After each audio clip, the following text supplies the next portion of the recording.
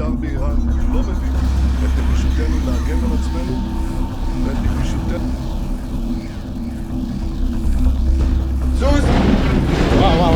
מימון, אבל למה מימון שלך? לא תסגור, אל תסגור.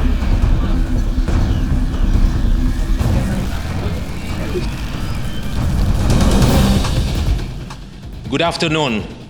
Just hours ago, the Iranian regime launched an unprecedented assault on Israel, launching close to 200 ballistic missiles at our civilian population.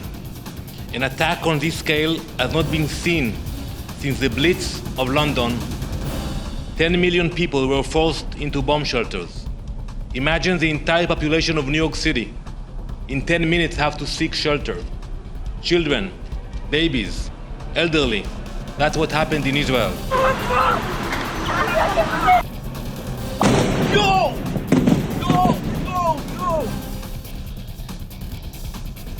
What happened last night in Israel was not a defensive action of Iran. It was a calculated attack on a civilian population. Israel will not stand by in the face of such aggression. Israel will respond. Our response will be decisive.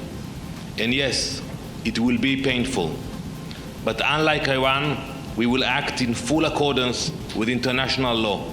Following their heinous assault on 10 million Israeli civilians, the Islamic regime in Iran had the audacity, the chutzpah, to send a letter to the Security Council. In that letter, they patted themselves on the back, claiming they acted in accordance with international humanitarian law by targeting military sites, while suggesting that any response from Israel would be illegal.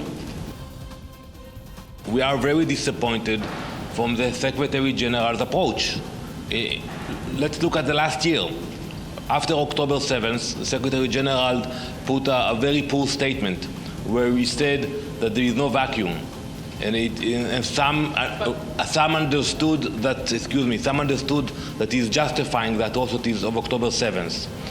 After that, the UN never passed a resolution under his leadership condemning Hamas and the atrocities, not in the General Assembly, nor in the Security Council. And yesterday, when we are being attacked by a member state of the UN, 180 ballistic missiles, 10 million people running to shelters, the statement he put out basically calling for de-escalation, not mentioning Iran, not mentioning who is the aggressor or who is self-defending its people. That moral equation is detached from reality. The Islamic regime in Iran has now shown the world its true face. They are a terrorist state. For years, they have armed terrorists and rogue states.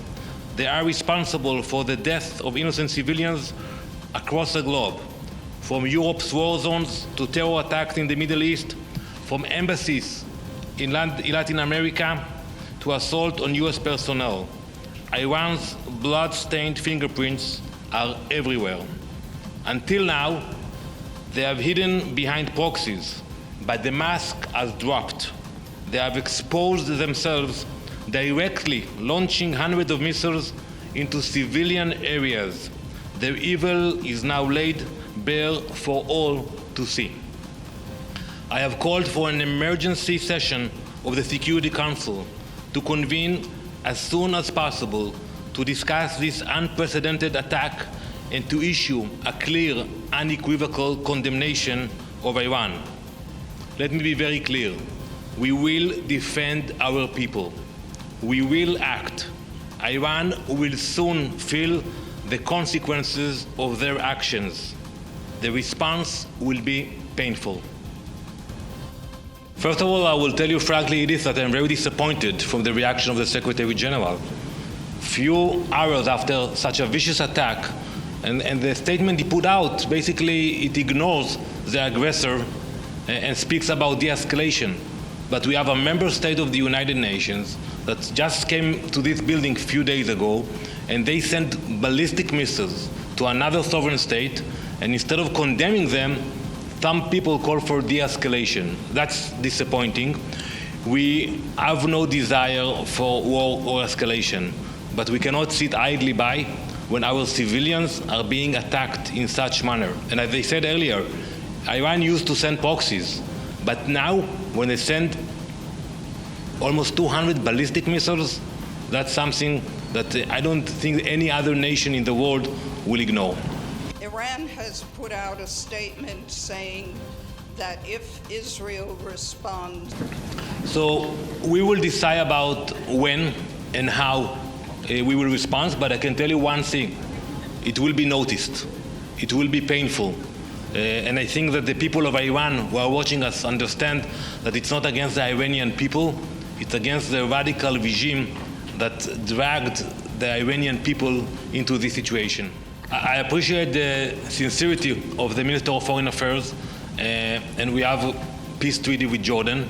But when you look at what's happening today in our neighborhood, attacks from Lebanon, attacks from Yemen, attacks from Iran, every Israeli asks himself today, who is my partner?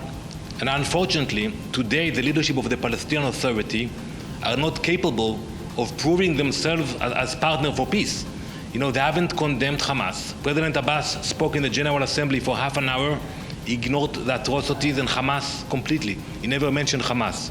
So I think once there will be a genuine leader among the Palestinians who is serious and sincere about his intentions, he will find the Israelis sitting there willing to negotiate peace. Unfortunately, it is not the case today.